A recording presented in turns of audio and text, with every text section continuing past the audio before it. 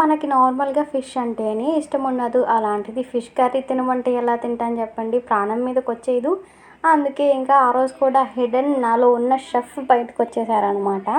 Hit అవుతుందా flop అవుతుందా అనేసి స్టార్ట్ చేసినాను. హిట్ అవుతుందని నేను కూడా ఎక్స్పెక్ట్ చేయలేదు. ఎందుకంటే నేను ఈ రెసిపీని ఫస్ట్ టైమే చేస్తున్నాను. కానీ ఈ రెసిపీ బాగా వచ్చింది.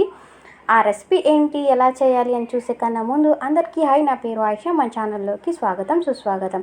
మీరు కనుక ఈ ఛానల్ని ఫస్ట్ టైం చూస్తున్నట్లయితే నచ్చితే ఫాలో చేసి పెట్టుకోండి.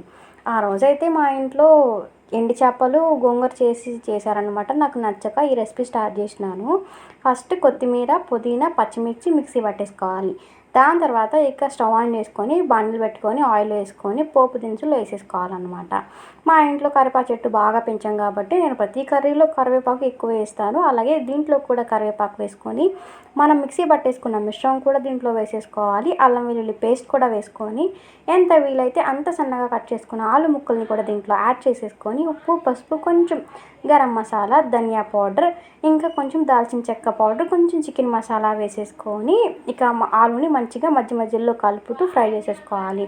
అది ఫ్రై అయిన తర్వాత ఇలా వేడన్నమైనా సరే చల్లన్నమైనా సరే వేసేసుకొని కలిపేసుకుంటే మన unexpected rice recipe ready.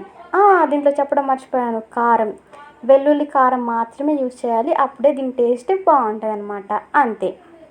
High ఫ్లేమ్లో ఒక 5 మినిట్స్ మంచిగా ఫ్రై చేసేసుకుంటే మన రైస్ అనేది రెడీ.